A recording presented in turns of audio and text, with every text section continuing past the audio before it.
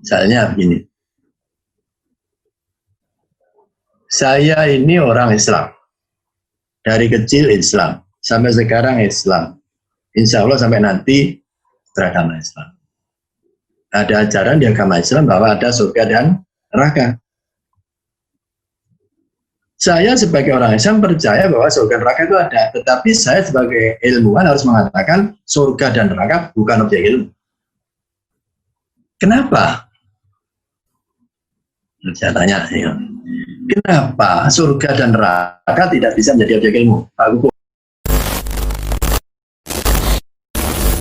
Lahir cabang karena meliputi sesuatu yang sangat luas, maka lahirlah cabang-cabang ilmu filsafat. Nah, ini ya. Pertama, saya mau tanya dulu, Pak Zairul, Bapak nanti supaya dapat nilai A untuk mata kuliah filsafat hukum, caranya gimana? Ya Pak, caranya gimana supaya dapat nilai A, nilai maksimal untuk mata kuliah filsafat hukum? Gimana, Bro? Ya enggak tahu, gimana? Bapak yang tanya. Soan ke rumah Mas Irul. Caranya gimana?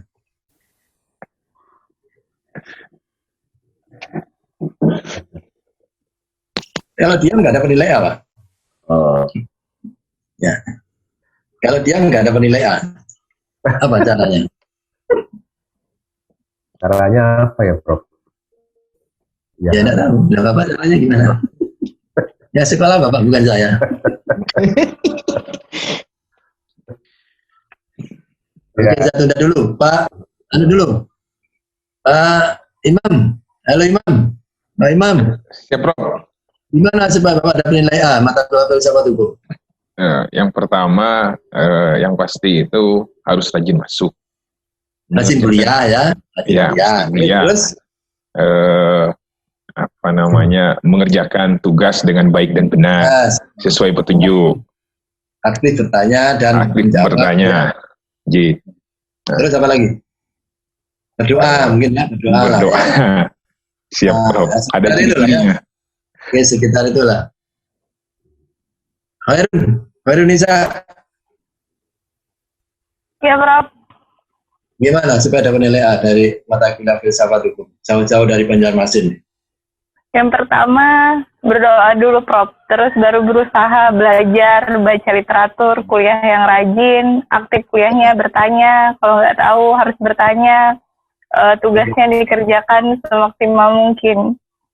Sisanya nilai dapat A atau enggak, tergantung Prof ya kasih. Tergantung ya. Pak Denny, dari Palangkaraya ya. Maaf, dari Pontianak ya. Ya, Prof. Ya, Pak Denny gimana supaya dapat nilai A mata kuliah filsafat itu?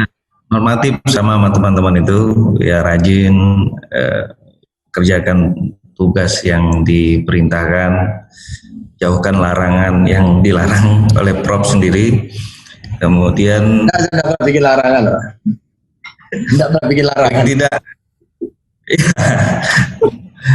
Paling tidak apa yang diperintahkan, apa yang dianjurkan itu dikerjakan dengan baik dan benar. Oke ya. Itu Prof. Kemudian terima kasih. Rajin selain itu. Oke. Ya kurang lebih sama ya. Pak Imam, terus Mbak Khairunisa, hari ini kurang lebih sama. Menurut saya ada cara yang lain yang lebih mudah, Pak. Ya, ada cara yang lebih mudah. Mau tahu, saya beritahu.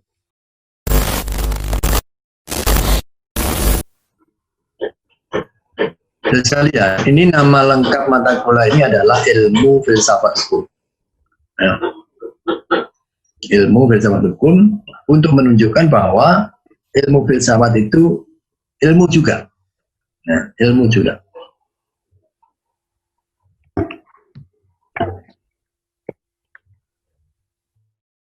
Untuk mempermudah penyebutan, orang lazim menyebutnya dengan nama filsafat hukum saja, tanpa pakai ilmu di depannya. Kenapa demikian? Mari kita mulai pelajaran ini supaya saudara tahu di mana saudara berada ketika belajar ilmu filsafat hukum. Ada sesuatu yang namanya pengetahuan atau knowledge dalam bahasa Inggris, pengetahuan. Nah, pengetahuan. segala hal yang diketahui namanya pengetahuan. Sebagian pengetahuan, saya ulang, sebagian pengetahuan, yaitu pengetahuan yang diperoleh dengan menerapkan metode ilmiah, disebut dengan pengetahuan ilmiah. Pengetahuan yang diperoleh dengan menerapkan metode ilmiah disebut dengan pengetahuan ilmiah, atau lazim juga disebut ilmu pengetahuan, atau sering juga disebut dengan sains atau sains dalam bahasa Inggris. Supaya tidak jumbo dengan pengetahuan, maka kata atau frase ilmu pengetahuan lazim disebut ilmu saja untuk menunjukkan sebagai pengetahuan ilmiah. Pengetahuan dengan klasifikasi tertentu disebut pengetahuan ilmiah atau ilmu pengetahuan.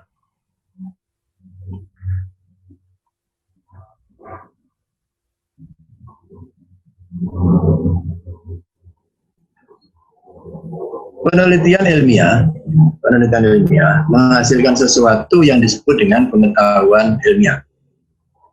Karena sesuatunya itu makin luas,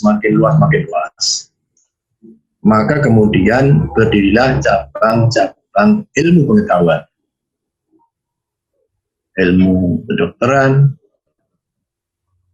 ilmu fisika, ilmu hayat atau lazim disebut biologi, ilmu sosial, dan lain-lain. Nah, agar ilmu-ilmu itu tidak berjumbuhan di segi objeknya, maka kemudian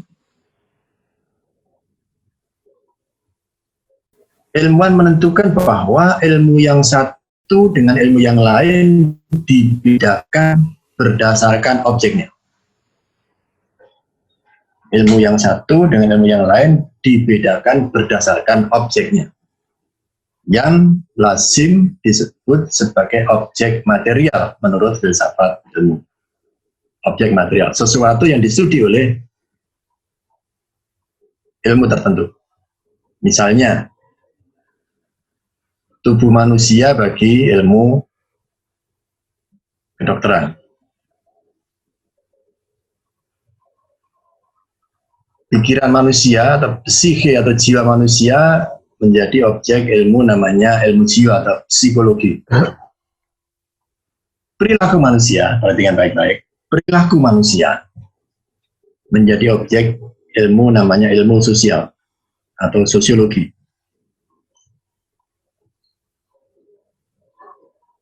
Ini perlu saya tekankan karena ini menjadi sesuatu yang penting kalau Anda belajar ilmu hukum. Ya. Perilaku manusia distudi oleh ilmu namanya ilmu sosial atau sosiologi. Karena beragamnya perilaku manusia, bukan perilakunya sapi, bukan perilakunya anjing, bukan perilakunya kera, tapi perilaku manusia. Karena beragamnya perilaku manusia, maka lahirlah cabang-cabang ilmu sosial. Maka di dalam bahasa Inggris sering disebut social sciences, ya, menunjukkan jamak. Untuk menunjukkan banyak sekali cabang-cabang ilmu sosial. Misalnya,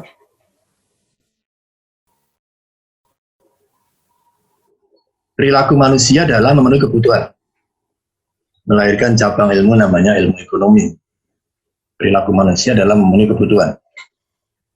Perilaku manusia dalam mencapai kekuasaan, ilmu politik sebagai cabang ilmu sosial. Ilmu politik adalah cabang ilmu sosial yang mempelajari cara manusia mencapai kekuasaan. Dan lain-lain, banyak sekali.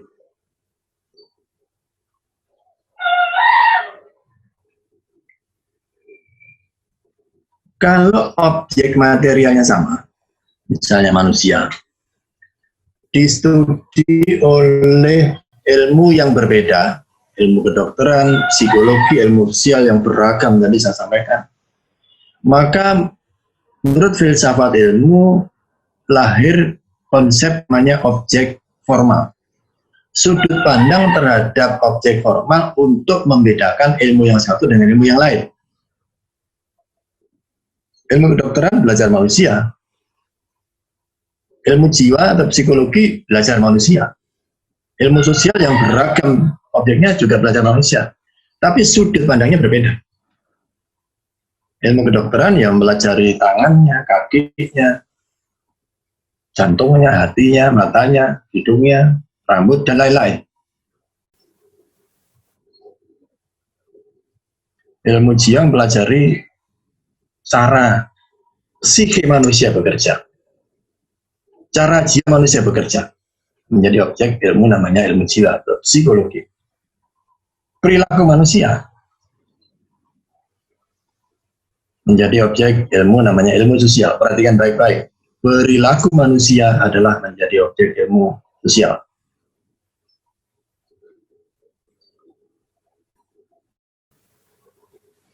Nanti Anda harus membedakan dengan ilmu yang mempelajari pedoman berperilaku. Perilakunya konkret. Misalnya, Bu Ika Ningtyas pakai jilbab apa warnanya itu? Ungu atau apa namanya itu? Fusia, Prof. Fusia. Warnanya apa nih? Jilbab Bu sekarang ini? Apa ya, Prof? Magenta. Merah, bukan ungu ya? Magenta, Prof. Kalau saya bilang sekarang ungu terong pada anak saya itu diguyu. Oh, Pak ungu terong. Nah, soal desa ya ungu terong, ya kan? Ada warna ungu terong. Ya ungu tapi seperti terong yang ungu dulu. Ada yang anak saya Pak ungu terong. Apa namanya? Anak-anak sekarang mengatakan Magenta. Nggak tahu apa seperti itu. Pokoknya kalau saya bilang ungu terong, kawan sama anak saya. Besok apa ini gitu. Oke. Bu Ika Ningtyas pakai jilbab ungu terong. Ini cerminan perilaku. Bisa dilihat ungu terong, asal buta warna kan bisa dilihat. Kemudian Bu Sofi pakai jilbab apa ini, Bu? Jilbab Bu Sofi. Apa warna jilbab Ibu ini? Krem, Pak. Krem ya, krem. Ya. Khairunisa pakai jilbab apa ini? Biru apa ini?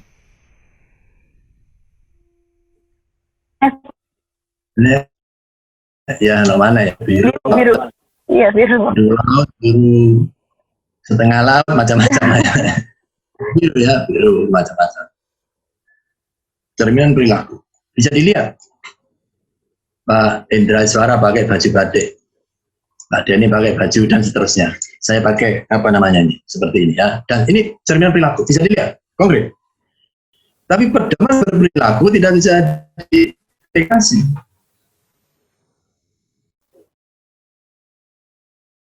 Ini menjadi belajar nanti pentingnya untuk membedakan dengan ilmu hukum supaya Anda boleh beda pendapat tapi paham dulu, jangan sudah beda pendapat tapi dasarnya nggak paham, bisa ya. Anda nanti boleh beda pendapat, boleh berargumentasi tapi ngerti dulu persoalannya bahwa ilmu itu dibedakan oleh objek material. Kalau objek materialnya sama, dibedakan oleh objek formal dan objek material. Tidak berdasarkan yang lain.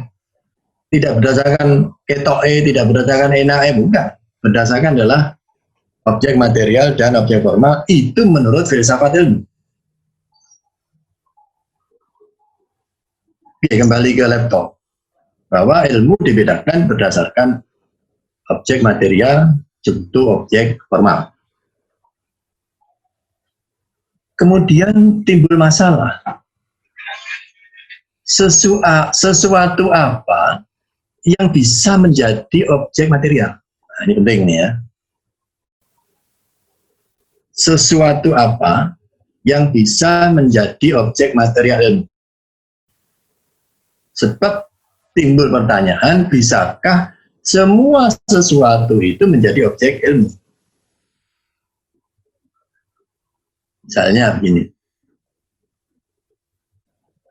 saya ini orang Islam, dari kecil Islam, sampai sekarang Islam, insya Allah sampai nanti beragama Islam.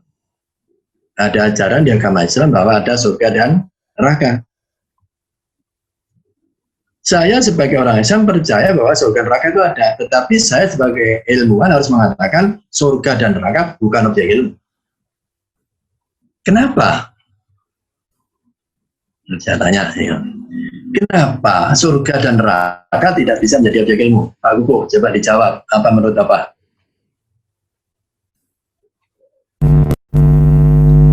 Saya surga dan neraka belum bisa dijadikan objek ilmu. Kalau kita membaca tentang ciri-ciri atau 3 hal dari ilmu adalah ada landasan ontologis, epistemologis, dan aksiologis, Prof. Jadi secara epistem mungkin, Prof. Epistem atau mungkin secara bagaimana cara untuk mengetahui surga dan neraka itu secara fisik, ya, secara material memang masih belum bisa ya. Tetapi secara ontologis kita bisa mengetahui hakikat tentang surga dan neraka itu bersumber dari kitab-kitab suci, Prof. Tapi kalau dari epistem misalnya ada beberapa yang bisa membuktikan, ada yang masih mungkin belum semua panca indera kita masih belum mampu untuk sampai tahu tentang surga dan neraka itu, Prof. Jadi dari 3 hal itu, ontologis, epistemologis, dan aksiologisnya, Prof. So you have to say in a very short sentence. You have to say in a very short sentence. Katakan dalam bahasa ringkas, kok surga nggak bisa jadi objeknya ilmu itu. Yang panjang tadi kan belum menggambarkan kejelasan arti yang mengargumentasi pertanyaan itu. Oke, tidak apa-apa. Pak Ahmad. Pak Ahmad. Siap, Prof. Ya, kenapa tidak bisa dikatakan sebagai objek, Prof? Ya? Karena objek ilmu. Ya, karena sebagian orang berpendapat bahwa surga dan neraka itu bagian dari filsafat yang metafisik, di mana yang metafisik ini belum bisa diidentifikasi secara langsung, belum bisa diobservasi secara langsung, sehingga itu tidak bisa dikatakan sebagai objek ilmu. Tapi kalau dikatakan filsafat, dia termasuk objek filsafat. Terima kasih. Pertanyaannya, mengapa surga dan neraka tidak bisa menjadi objek ilmu? Yang saja, tidak apa-apa. Udah. Ya, Prof. Jadi kalau menurut saya, kenapa surga dan neraka itu tidak bisa digolongkan sebagai objek ilmu? Karena surga dan neraka itu adalah sesuatu yang masih bersifat hal. Jadi tidak bisa didefinisikan tentang bagaimana unsur atau pakem-pakemnya tentang apa yang disebut surga dan apa yang disebut neraka, serta tidak tampak secara fisik, kira-kira demikian. Oke, Pak Jairul, say in a short sentence. Surga dan neraka tidak bisa menjadi objek ilmu karena sebagai objek ilmu surga dan neraka harus bisa dibuktikan keberadaannya secara ilmiah. Agak keras, Pak. Agak keras, Pak Jairul. Surga dan neraka tidak bisa menjadi objek ilmu karena untuk menjadi objek ilmu, sesuatu objek itu bersifat material, bersifat konkret. Kalau bersifat konkret harus bisa dibuktikan keberadaannya secara ilmiah. Baik. Baik, terima kasih. Ya, tidak ada yang salah. Sekarang saya mau tanya, jawab nanti ya, jawab dengan tegas. Abdul Rahmat Budiono, saya singkat ARB. ARB pakai blazer warna hitam, betul? Betul. Betul, oke? Semua boleh jawab. ARB pakai cincin. Betul. Masa seperti kan ini cincin ini halal atau haram nanti aja ini. Tapi pakai cincin. Jadi pucuk haram. Ini fatwa dari Profesor Thohir saya gunakan. Ya. Betul. ARB pakai kaos hitam, betul? Betul. Betul? Dan jawab keras, Pak. Betul. Betul, Bro. Sedang belajar filsafat ya, sedang belajar filsafat. Betul. Tidak sedang kampanye, tidak sedang pemilihan umum. Bu Ikaning Tias, pertanyaannya khusus Bu Ikaning Tias ini. ARB ganteng. Betul, Prof. Itu karena ganteng apa karena takut dengan saya? Enggak, tidak dalam tekanan kok, Prof. Ini khusus Pak Wicaksono. ARB cerdas. Betul, Prof. Oke, ya.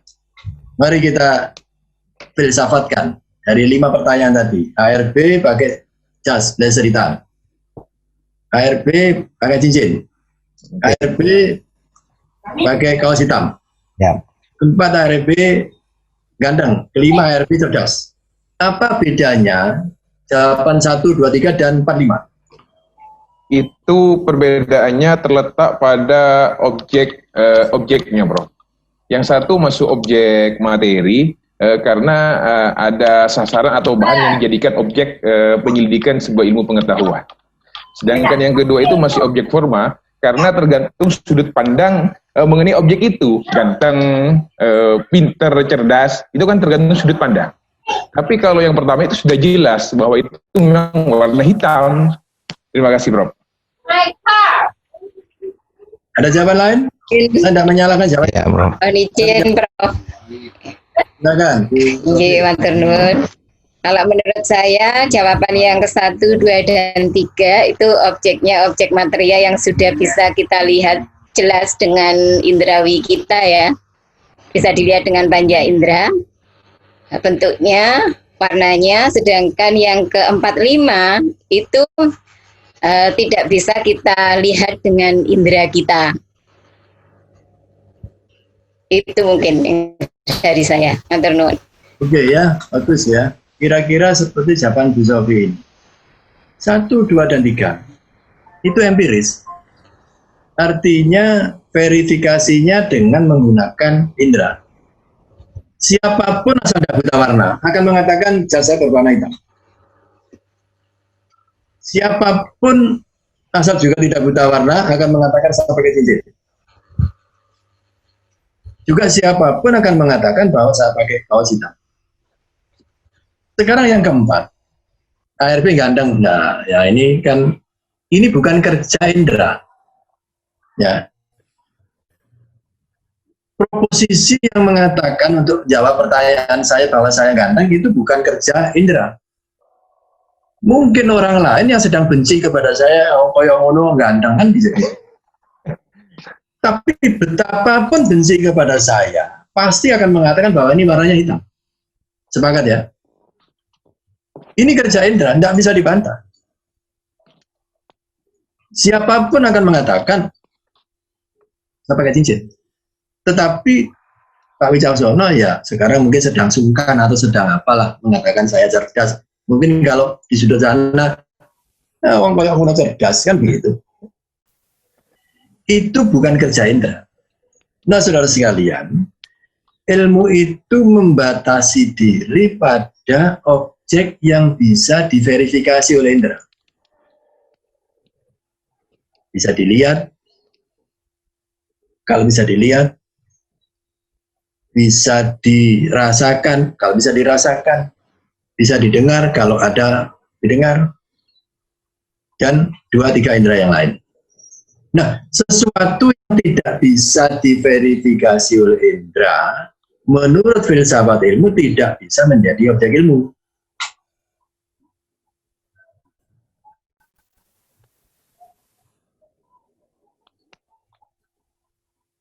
Paham ya?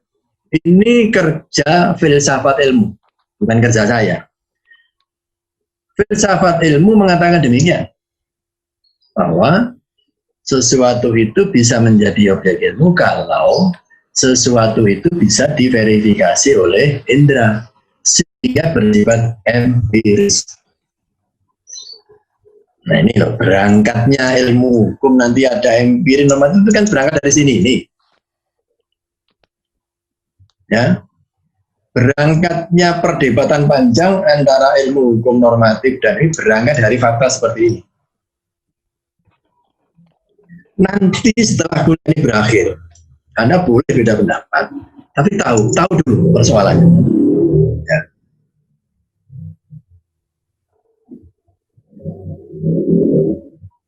Oke ya, jadi ilmu itu dibedakan oleh objek material. Kalau objek material sama dibedakan oleh objek formal. Sehingga lahirlah cabang-cabang ilmu macam-macam, ya, bermacam-macam. Ilmu yang namanya ilmu filsafat. Ini loh persoalannya. Jangan sampai tidak tahu. Termasuk ilmu yang namanya ilmu filsafat. Jadi ilmu filsafat itu ilmu juga dengan derajat tertentu. Saya mau tanya, ini yang IP-nya IPS2-nya 3,9 ada nggak? Saudara sekalian yang IPS2-nya 3,9. Ada? 3,8? 3,9 Prof. Pak Imam ya? Ji. Nah, Pak Imam 3,9. Pak Imam itu ya mahasiswa S3 angkatan tahun 2000, sama dengan Bapak Ibu yang lain. Bedanya Pak Imam IP-nya 3,9, yang lain 3,9. Nah, ilmu filsafat itu ilmu juga.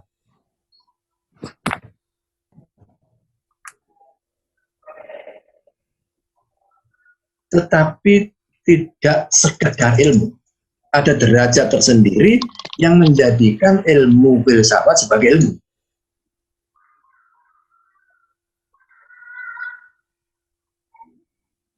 Nah, derajat inilah yang membedakan ilmu filsafat dengan ilmu-ilmu yang lain. Nah, kalau saudara belajarnya dari seperti ini, maka mudah memahami kerja ilmu filsafat. Tapi kalau Anda memisahkan diri seolah semua ilmu berinduk dari ilmu filsafat, nah ini mulai dari kesalahan. Kenapa saya katakan salah? Dulu sekali, nggak tahu sekian ribu tahun yang lalu, setiap orang berpikir itu berfilsafat. Setiap orang berpikir itu berfilsafat. Nah, berpikir itu makin baik, makin sistematis, makin metodologis dan seterusnya, menjadilah ilmu. Ya, bermula dari berpikir, namanya berfilsafat. Setelah ada paradigma ilmu, ternyata filsafat itu ilmu juga, gitu loh. Maka orang mengatakan filsafat adalah induk semua ilmu. Dari cara berpikir itu betul. Bahwa dulu setiap berpikir ada berfilsafat. Nah, ilmu itu dimulai dari orang yang mau berpikir. Sampai ada paradigma keilmuan. Setelah buat paradigma, oh ternyata itu juga ilmu juga, namanya ilmu filsafat. Paham ya? Baik. Bandi. Ya Bapak. Halo, ya Bandi. Kalau ilmu filsafat itu ilmu, terus objeknya apa? Objek materialnya apa?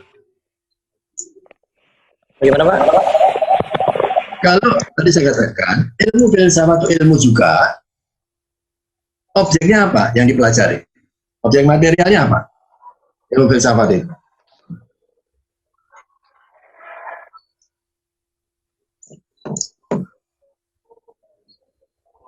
Ilmu filsafat. Halo? Ilmu filsafat objek yang dipelajari dalam ilmu filsafat, Pak. Ya, apa?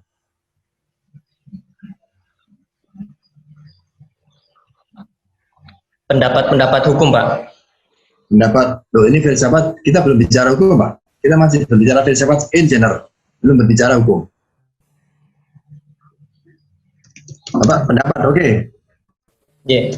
Pak Indra suara. Apa yang dipelajari oleh ilmu filsafat? Yang dipelajari oleh ilmu filsafat, objeknya adalah ilmu pengetahuan itu sendiri, Pak.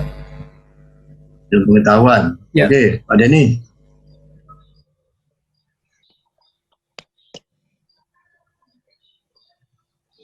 Pak Denny, halo? Ya, halo Pak. Apa objeknya ilmu filsafat itu? Ilmu filsafat.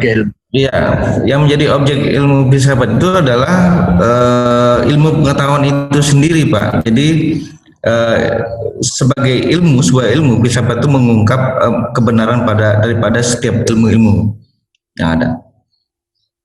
Dari dua jawaban, saya harus peringatkan saudara, Anda jangan mengacaukan diri antara ilmu filsafat dan filsafat ilmu. Kita belum bicara filsafat ilmu, kita masih berbicara ilmu filsafat. Ya. Dari dua jawaban tadi saya khawatir saudara membingungkan diri dengan ilmu filsafat dan filsafat ilmu. Itu berbeda, sangat berbeda. Kita sedang berbicara ilmu filsafat, belum berbicara filsafat ilmu. Oke, tidak menjadi masalah. Siapa lagi nih yang belum kebagian tanya-tanya ini?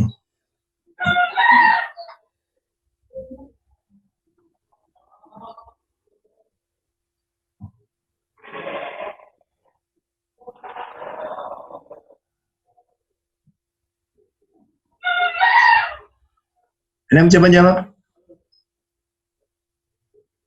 Saya, Prof. Silakan, Pak Ahmad.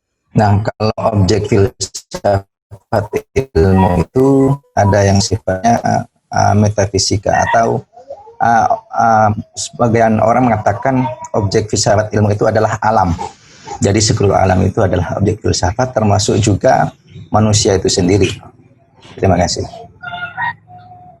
Ya, objek ilmu filsafat adalah all existent. Perhatikan baik-baik ya, seperti yang disampaikan dengan bahasa berbeda oleh Pak Ahmad. Objek ilmu filsafat adalah all existent, segala sesuatu yang ada. Asalkan sesuatu itu ada, maka sesuatu itu menjadi objek ilmu filsafat.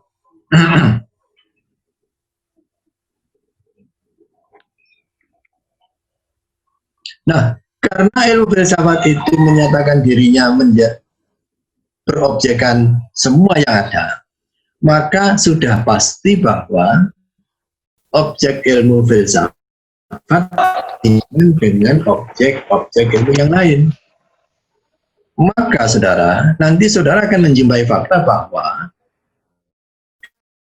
ilmu filsafat atau ilmu filsafat hukum atau filsafat hukum itu bersinggungan dengan ilmu hukum yang dua-dua berobjekan hukum sebagai norma. Saya ulang, ya, perhatikan baik-baik. Nanti Anda boleh beda pendapat, tapi ikuti dulu cara pikir ini. Ya, ini cara pikir mudah untuk memahami filsafat hukum. Saya mulai dari sini.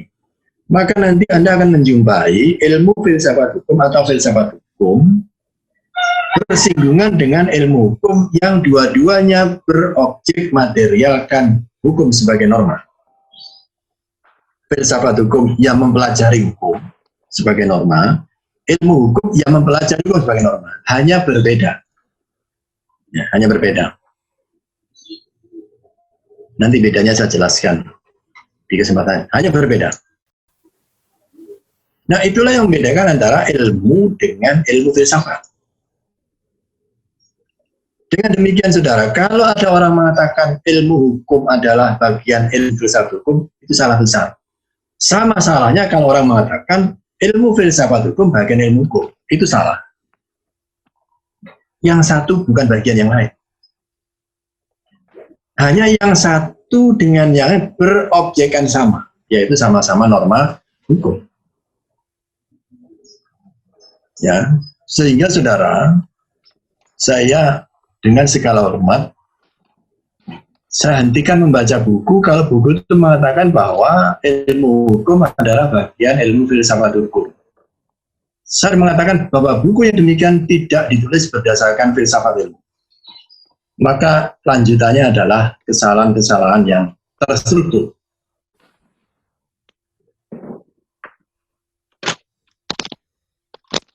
Itu sama salahnya ketika orang mengatakan politik hukum bagian ilmu hukum. Loh kok iso? Ya, loh kok iso? Kok bisa? Gitu. Baik, ya, kembali ke laptop. Bahwa ilmu filsafat itu objeknya all existent. Karena objeknya all existent. Ini sampai jam berapa ya? Sampai jam 10, Bro. 10 ya? Oke ya, ada 10 menit lagi lah mereka. Maka menjadi wajar kalau kemudian lahir cabang-cabang ilmu filsafat. Sambil contoh. Misalnya Pak Zairul ya. Halo Pak Zairul. Ya, Prof. Misalnya di Malang ada BPR. Ya, BPR kecil lah ya, BPR kecil baru berdiri. Nasabahnya ya mungkin cuma 100 orang, baru 100 orang lah. 100 orang. Ya di sekitar Binoyo saja lah, tidak jauh-jauh. Kan tidak logis kalau BPR yang baru berdiri bikin cabang di mana-mana. Buat apa? Sudah berdiri aja di Binoyo, mau nasabahmu yang lingkungan Binoyo. Nggak logis bikin. Bapak bayangkan kalau BCA tanpa cabang, nasabahnya jutaan orang, hanya ada di Jakarta. Lah kalau orang Papua mau utang harus ke Jakarta, ya kesuwen, nggak payu bang. Maka bikin cabang-cabang di mana-mana. Belum BRI Pak, sekarang di desa-desa sudah masuk BRI. Ya, logis lahir cabang karena meliputi sesuatu yang sangat luas. Maka lahirlah cabang-cabang ilmu filsafat. Nah, ini ya. Pertama, saya mau tanya dulu, Pak Zairul, Bapak nanti supaya dapat nilai A untuk mata kuliah filsafat hukum caranya gimana? Ya Pak. Caranya gimana? Supaya dapat nilai A, nilai maksimal untuk mata kuliah filsafat hukum. Gimana, Prof? Ya, tidak tahu, gimana? Bapak yang tanya. Sowan ke rumah Mas Irul. Caranya gimana?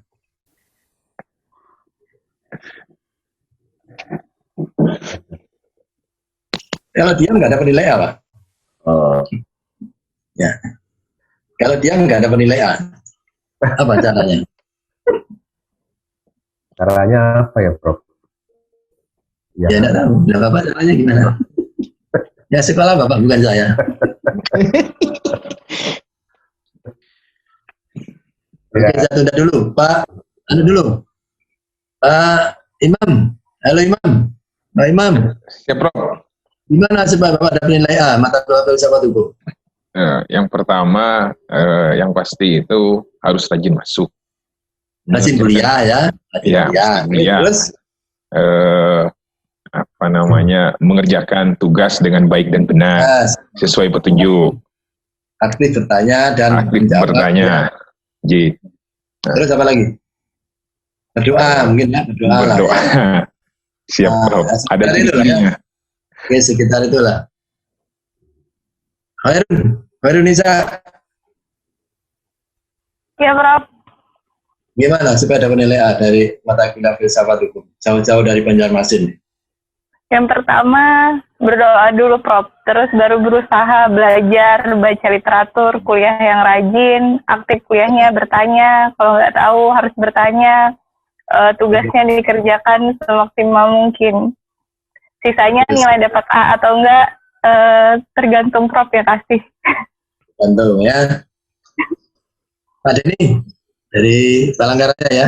Maaf, dari Pontianak ya. Ya, Prof. Ya, Pak Denny gimana supaya dapat nilai A mata kuliah filsafat hukum? Normatif sama teman-teman itu ya rajin kerjakan tugas yang diperintahkan, jauhkan larangan yang dilarang oleh Prof sendiri. Kemudian saya tidak pernah bikin larangan, Pak. Tidak pernah bikin larangan. Paling tidak apa yang diperintahkan, apa yang dianjurkan itu dikerjakan dengan baik dan benar. Oke ya. Itu Prof. Kemudian terima kasih. Rajin selain itu. Oke. Ya kurang lebih sama ya. Pak Imam, terus Mbak Khairunisa, hari ini kurang lebih sama. Menurut saya ada cara yang lain yang lebih mudah, Pak. Ya, ada cara yang lebih mudah. Mau tahu, saya beritahu. Pak Jarul, tolong dihitung temannya ada berapa, Pak Jarul? Temannya mahasiswa ada berapa orang? 12, Prof. 12 ya? Kalau urunan 1 jutaan dapat berapa? Urunan 1 jutaan. 12 juta ya? Ya. Udah urunan 1 jutaan, berikan saya, kan saya dapat 12 juta, Bapak tak kasih A semua. A. Dapat tak kan? Benar, Prof. Bedanya apa dengan yang pertama dengan yang kedua? Ini guyon loh, ini contoh filsafat loh, nanti dilaksanakan tak contoh sih loh. Nah, ini guyon loh ya, ini memberikan contoh filsafat. Nanti urunan tenan tak tuanya ini. Ini contoh ilmu filsafat ya. Apa bedanya pertama dan yang kedua? Ada yang itu bisa dilihat, Prof. Yang pertama itu tidak bisa dilihat karena menampakkan apa misalkan seperti rajin datang habis itu patuh terhadap profesor. Kalau yang kedua itu kan ada bukti objeknya, Prof, berupa uang 12 juta itu tadi. No. Ada no. Lewat jalur depan sama lewat jalur belakang, Bro. No. The first one is correct thinking and the other is incorrect thinking. Ya. Yang pertama itu berpikir, yang kedua itu berpikir yang tidak benar. Nah, berpikir yang benar itu menjadi objeknya ilmu. Berpikir yang benar itu menjadi objeknya ilmu. Namanya ilmu apa? Berpikir yang benar itu menjadi objek ilmu. Namanya ilmu apa? Logic is science of correct thinking. Logika itu adalah ilmu filsafat yang mempelajari correct thinking, berpikir yang benar. Kalau sekolah itu kan supaya pintar, bukan supaya penilaian atau apa? Ya, sekolah itu supaya pintar, bukan supaya penilaian A. Nilai A semua tapi ngah kan ya percuma. Ya. Nah, kalau sekolah itu supaya pintar, maka berpikir yang benar. Ya belajar, ikut kuliah, kerjakan tugas-tugas dan lain-lain. Proses itu menjadikan saudara pintar. So, logic is science of correct thinking. Sehingga saudara, logika adalah cabang ilmu filsafat yang mempelajari berpikir yang benar. Coba diulang. Imam, diulang. Logika adalah cabang ilmu filsafat yang mempelajari cara berpikir yang benar. Logika adalah cabang ilmu filsafat yang mempelajari cara berpikir yang benar. Correct thinking. Oke ya, sepakat. Imam bertemu dengan Pak Jarul Alam, misalnya di Indomaret, bersama sependeritaan sekolah S3. Mam, ya bro, aduh aku ini gak so melak gulai Prof Rahmat, aku gratis, ya gitu ya. Siapa paling bolos di sana. Yes, oke. Pak Jarul ketemu dengan Pak Indra, iya benar. Oke, sesama teman. Nah, setelah itu Pak Zairul ketemu dengan saya di Alfamaret. Mak, waduh jaket. Ini aku gak sambil kuliah sampean ya. Apa yang salah?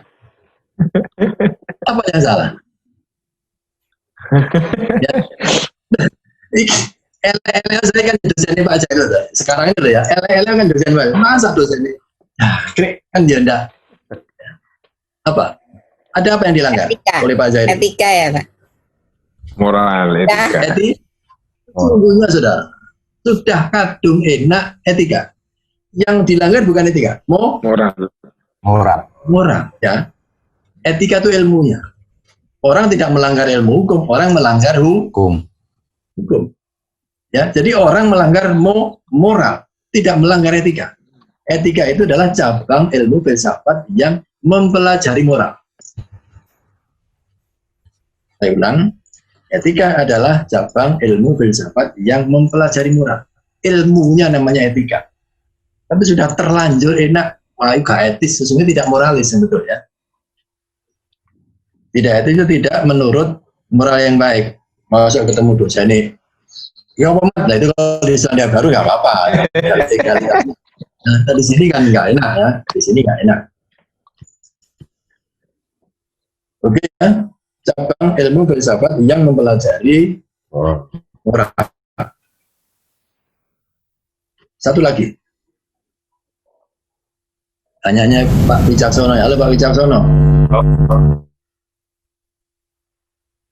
Sebutkan artis yang menurut Bapak cantik. Artis, Pak. Siapa saja artis yang Bapak cantik?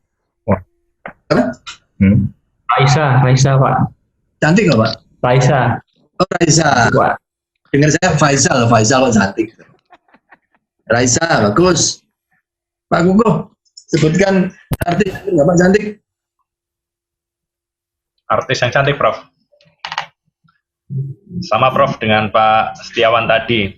Waris sakmono kae mosok padha rek. Harat-harat gitu. BCL, Pak. BCL. Cantik. Luna Maya. Saya lihat film Luna Maya kemarin. Berada dalam kubur. Itu saya sampai beli CD-nya, Imam. Saking tak delok balik-balik. Bukan karena filmnya, saya main delok Luna Maya bisa dadi Susana itu. Kok pinter man itu periasnya. Ternyata dari Rusia ya, dari Rusia itu periasnya. Kok bisa Luna Maya iki irunge rada pesek kok dadene Susana irunge Mbak Mir iki piye carane? Ternyata ada cara ya. Oke. Menurut saya ya banyak ya cantik. Menurut saya Wulan Guritno ya cantik. Oke. Wulan Guritno, wayu menurut saya. Ya Pak Jadul ya. Manut. Pak Jadul enggak wayu. Oke. Saya mau tanya, ya. Wulan Guritno cantik, Luna Maya cantik, Raisa cantik. Saya mau tanya, terus dari mana Bapak mengatakan seperti itu cantik?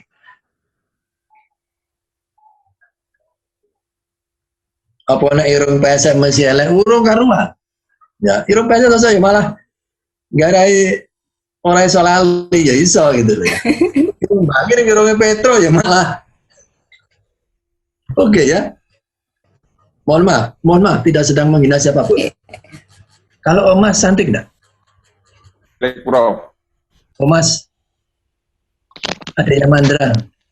Masuk kategori jelek, Prof. Saya mau tanya, kok Anda bisa mengatakan Wulan Guritno cantik, Omas tidak cantik? Karena dari sudut pandang, Prof. Argumentasinya. Sudut pandang yang membedakan seseorang itu cantik atau jelek. Berdasarkan objek materi. Izin, Prof. Ya, silakan. Melihat dari tampilan keindahannya, kita melihat dari segi estetikanya. Itu ilmu filsafat yang mempelajari keindahan estetika. Cabang ilmu filsafat yang mempelajari yang namanya estetika. Sudah terlanjur, waduh, omai estetis harinya indah. Padahal ilmunya, tapi dakwah sudah terlanjur enak. Silakan aja, bahasa itu kan pilihan saja. Etis, ya, estetis, logis dan seterusnya. Banyak sekali tak. Kemudian ketika ilmu menjadi objek ilmu filsafat, saya ulang.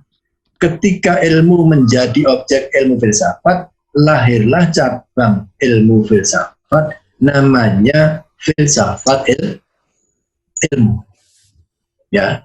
Jadi filsafat ilmu itu adalah cabang ilmu filsafat yang mempelajari ilmu sebagai objek material. Nama lengkapnya ilmu filsafat ilmu. Sehingga orang sering mengatakan ilmu tentang ilmu. Jadi memparadigma ilmu itu ya filsafat ilmu, bukan enak, bukan ketok, bukan katanya. Harus berdasarkan ilmu filsafat ilmu.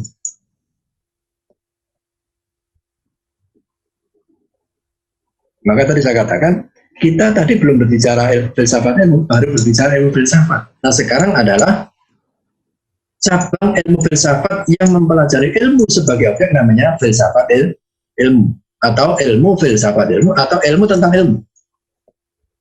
filsafat ilmu lah yang memparadigma ilmu. Bukan yang lain. Paham ya? Nah, nanti saudara sekalian, setelah macam-macam cabang, lahirlah cabang ilmu filsafat yang mempelajari norma hukum. Namanya ilmu filsafat hukum, atau sering disebut dengan filsafat hukum saja. Jadi ilmu filsafat hukum tunduk pada kederajatan filsafat, ilmu hukum tunduk pada kederajatan ilmu yang itu berbeda.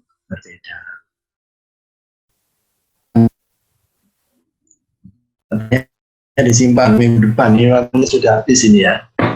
Oke, Pak Zairul, sampai minggu depan ya teman-teman. Terima kasih, Prof. Assalamualaikum warahmatullahi wabarakatuh. Waalaikumsalam warahmatullahi wabarakatuh. Matur nuwun, Prof.